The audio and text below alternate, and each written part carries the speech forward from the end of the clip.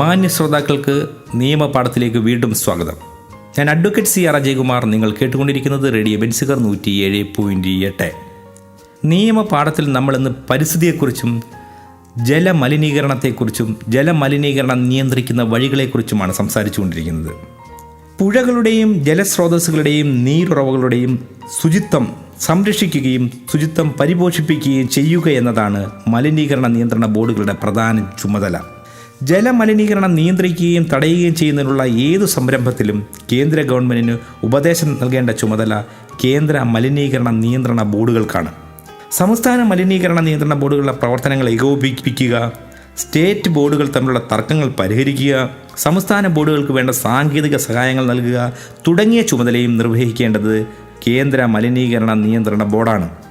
ജലമലിനീകരണ നിയന്ത്രണ മേഖലയിൽ പ്രവർത്തിക്കുന്നവർക്കും പ്രവർത്തിക്കുവാൻ ഉദ്ദേശിക്കുന്നവർക്കുമായി വിദഗ്ധ പരിശീലനം നൽകുന്നതിനുള്ള പദ്ധതികൾ ആവിഷ്കരിക്കുക, ജലമലിനീകരണത്തെക്കുറിച്ച് പൊതുജന മധ്യത്തിലൂടെ പ്രോഗ്രാമുകൾ നടത്തുക, ജലമലിനീകരണത്തെക്കുറിച്ചും മലിനീകരണം നിയന്ത്രിക്കുന്നതിന് വേണ്ടിയും കൈക്കൊണ്ടിട്ടുള്ള മാർഗങ്ങളെക്കുറിച്ചുള്ള സ്ഥിതി വിവരക്കണക്കുകൾ ശേഖരിക്കുകയും പ്രസിദ്ധപ്പെടുത്തുകയും ചെയ്യുക, ജലധാരകളുടെയും അരുവികളുടെയും മറ്റു ജലസ്രോതസ്സുകളുടെയും ജലത്തിൻ്റെ നിലവാരം നിർണ്ണയിക്കുക, നിലവാരം പരിഷ്കരിക്കുക, ജലമലിനീകരണം നിയന്ത്രിക്കുന്നതിനും തടയുന്നതിനും കുറയ്ക്കുന്നതിനുമായി ദേശവ്യാപകമായ പദ്ധതികൾ സംഘടിപ്പിക്കുക തുടങ്ങിയവ കേന്ദ്ര മലിനീകരണ നിയന്ത്രണ ബോർഡിൽ നിക്ഷിപ്തമായിരിക്കുന്ന കർത്തവ്യങ്ങളാണ്. നമുക്ക് അംബുജാദേവിയുടെ കേസിലേക്ക് വീണ്ടും തിരിച്ചു വരാം. കൊല്ലം തോട് നാശത്തെ നേരിടുന്നു എന്നുള്ള യാഥാർത്ഥ്യം തിരിച്ചറിഞ്ഞുകൊണ്ട് അംബികാദേവി കോടതിയെ സമീപിക്കുകയാണ്. കൊല്ലം തോടിലേക്ക് അമിതമായ തോതിൽ മാലിന്യങ്ങൾ കൊണ്ടു തള്ളുകയും അതുവഴി കൊല്ലം തോട് നശിച്ചു പോവുകയും ചെയ്തുകൊണ്ടിരിക്കുന്ന ഈ ദുരവസ്ഥ മാറണമെന്ന് നിയമ സാക്ഷരതയുള്ള അംബികാദേവി ചിന്തിക്കുന്നതിൽ എന്താണ് കുറ്റം പറയുവാൻ കഴിയുക? ജലത്തിൻ്റെ സാമ്പിൾ പരിശോധന നടത്തുവാൻ ജലപരിശോധന ലാബറട്ടറികൾ സ്ഥാപിക്കുവാനും ജലപരിശോധനാ ലാബറട്ടറികൾക്ക് അംഗീകാരം നൽകുവാനും കേന്ദ്ര മലിനീകരണ നിയന്ത്രണ ബോർഡിന് അധികാരമുണ്ടെന്ന് അംബികാദേവി ഇതിനകം തിരിച്ചറിഞ്ഞു കഴിഞ്ഞു. സംസ്ഥാനത്തെ ജലമലിനീകരണ നിയന്ത്രണ ബോർഡിനെ കുറിച്ചാണ് ഇനി പറയേണ്ടുന്നത്. ജലമലിനീകരണം തടയുവാൻ ഓരോ സംസ്ഥാനങ്ങളിലും ഓരോ മലിനീകരണ നിയന്ത്രണ ബോർഡ് സ്ഥാപിക്കണമെന്ന് ജലനിയമത്തിൽ നിർദ്ദേശിച്ചിട്ടുണ്ട്. സ്റ്റേറ്റ് ബോർഡിൻ്റെ കടമയെക്കുറിച്ച് ജലനിയമത്തിൻ്റെ 4-ാം വകുപ്പാണ് പ്രതിപാദിക്കുന്നത്. സംസ്ഥാന മലിനീകരണ നിയന്ത്രണ ബോർഡുകളുടെ പ്രവർത്തനങ്ങളെക്കുറിച്ച് പ്രതിപാദിച്ചിരിക്കുന്നത് ജലനിയമത്തിൻ്റെ 17-ാം വകുപ്പിലാണ്.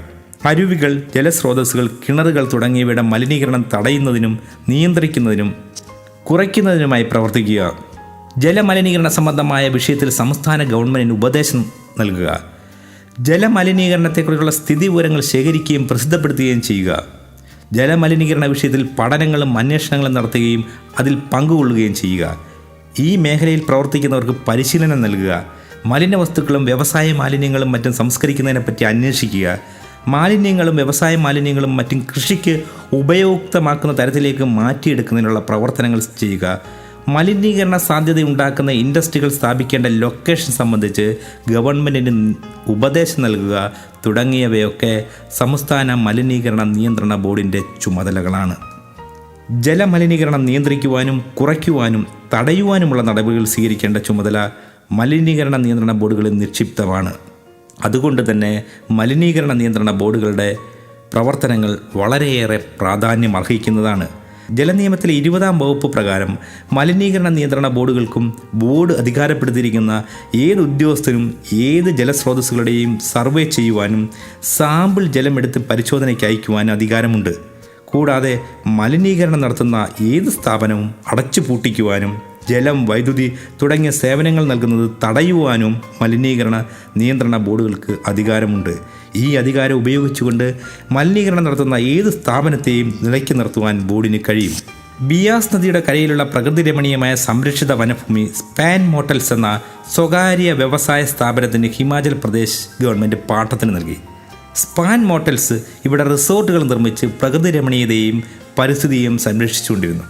ബിയാസിൻ്റെ കരയിലുള്ള ധാരാളം സംരക്ഷിത വനഭൂമി സ്പാൻ മോട്ടസ് പല രീതിയിലും കൈയടക്കി.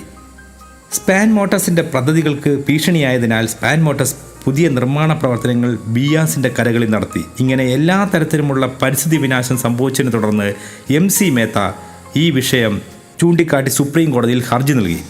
വശ്യവും പ്രകൃതിരമണീയമായ പ്രകൃതി സമ്പത്തുകളും പരിസ്ഥിതിയും മറ്റും തത്വദീക്ഷിതയില്ലാതെ സ്വകാര്യ വ്യവസായികൾക്ക് ലാഭം കൊയ്യാനായി നൽകിയത് ഒട്ടും തന്നെ നീതീകരിക്കാനാവാത്തതായിരുന്നു എന്നതായിരുന്നു സുപ്രീം കോടതി ജസ്റ്റിസ് ശ്രീ കുൽദീപ് സിംഗിൻ്റെ വിധി.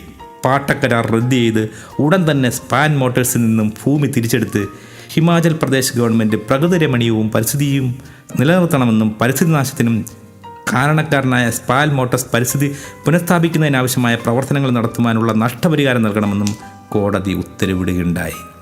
അംബുജാദേവിയെപ്പോലെയുള്ള നിയമസാക്ഷരതയുള്ള ഏതൊരാൾക്കും തങ്ങളുടെ ചുറ്റുപാടുമുള്ള ജലാശയങ്ങൾ നശിക്കപ്പെടുന്നതിനെതിരെ കോടതിയെ സമീപിക്കാവുന്നതാണ്. നിയമങ്ങൾ നമുക്ക് അനുകൂലമായി നിൽക്കുമെന്നുള്ള കാര്യത്തിൽ യാതൊരു സംശയമില്ല. ഞാൻ അഡ്വക്കേറ്റ് CR അജയ്കുമാർ. നിങ്ങൾ കേട്ടുകൊണ്ടിരിക്കുന്നത് റേഡിയോ ബെൻസീർ 107.8. വീണ്ടും കാണും വരെ നന്ദി, നമസ്കാരം. നിങ്ങളിതുവരെ കേട്ടത് നിയമപാഠം.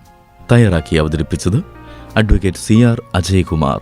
സാങ്കേതിക സഹായം ബെക്സൻ ഏലിയാസ്.